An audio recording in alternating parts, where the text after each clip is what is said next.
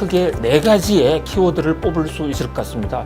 첫 번째로 포용이라는 키워드, 인클시브, 여러 사람을 보듬는다. 그러면서도 어려운 경제 환경에 돌파하기 위해서 처음에는 없던 이 규제 혁파에 대해서 상당한 방점을 뒀다는 측면.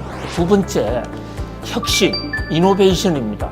현재 있는 구조와 체질을 근본적으로 바꿔서 우리 사회의 생산성을 좀 높여보자. 세 번째 키워드는 저는 공정이라고 보고 싶습니다.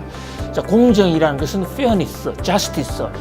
자, 정부 문재인 대통령이 취임할 때 기회는 평등하게, 과정은 공정하게, 그리고 결과는 정의롭게, 이걸 취임사에서도 강조하지 않았습니까? 이 공정을 통해서 이 세상을 확실하게 한번 변화시켜봤다. 공정한 사회. 또 하나는 평화입니다. 그러니까 한반도에서 그 어떤 경우에도 평화란 것은 선택의 문제가 아니라 우리의 운명이고 주어진 필수 조건이다. 평화가 없으면 경제도 없고 안보도 없고 정치 발전도 없고 문화도 없다.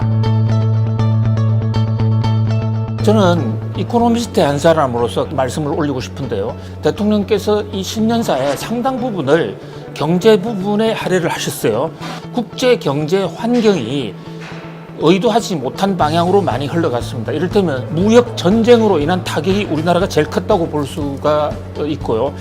그 밖에도 세계 경제가 전반적으로 이 하강 서클로 들어가는 그런 속에서 우리 국내적으로도 사회 전환에 따른 또 소득주도 성장을 시행하면서 근무 시간을 줄이고 임금은 올리고 이런 과정에서 오는 어떤 시행착오, 그런 어떤 세상을 가는 방향에서 오는 시장의 어떤 적응하는 데에서 들리는 시간, 그러면서도 따뜻한 성장, 더불어 잘 사는 사회로 만들어가는, 이를테면 주 52시간 근로 시간 줄이는 대목에 대해서도 그 기본 방향은 그대로 가면서 그로 인한 시행착오가 있을 수가 있는데, 특히 중소기업 같은데 애로사항이 좀 있었거든요. 그 대목에 대해서 깊이 있게 관찰을 해서 중소기업을 지원하겠다고 한 대목, 대통령께서 이 문제를 상당히 적시를 하시고 새해에는 무엇보다도 경제 성장을 하는 데에 역점을 두겠다 하신 대목이 인상적이고요. 우리 규제 자유지역, 규제 자유지역을 만들면서 새로운 산업이 출발할 때는 아무런 규제가 없이 새로 시작할 수 있겠다 하는 그 대목은 혁신을 달성할 수 있는데 가장 큰 수단 중에 하나고, 지금 기업들이 원하는 가장 핵심 사안이기도 해요. 규제가 늘어나면 기업이 활동을 못하게 되는 그런 측면이 있습니다. 그래서 규제를 할 수밖에 없는 사회적 안전이라든지 또 갈등 해소를 위해서 규제를 할 수밖에 없는 측면도 있지만, 그러한 규제로 인해서 경제가 성장하지 못하는 부분에 대해서도 세심하게 배려하겠다, 정책적 어떤 수단을 강구하겠다, 상당히 바람직하다 이렇게 봅니다.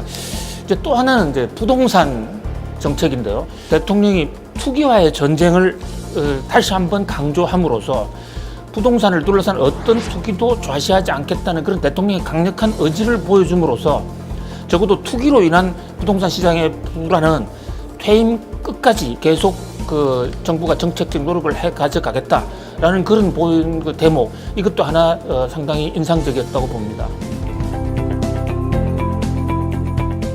저는 가장 지금 미진한 대목이 경제 공정화, 경제 민주화라고 봐요. 사회적 갈등이 심해지고 경제적 빈부의 격차가 커지고 이런 부작용이 있었던 것을 잘 알고 있습니다. 문제를 해소해 보고자 하는데 이번 신년사에도 굉장히 역점이 두어졌었어요. 올바른 방향이라고 봅니다.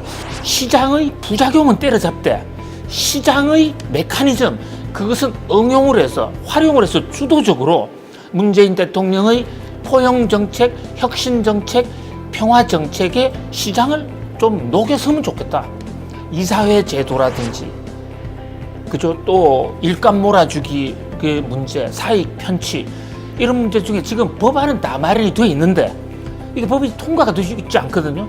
화합을 통해서라도 공정경제, 경제 민주화 쪽에 조금 더 진도가 나가줬으면 하는 그런 생각을 갖고 있습니다.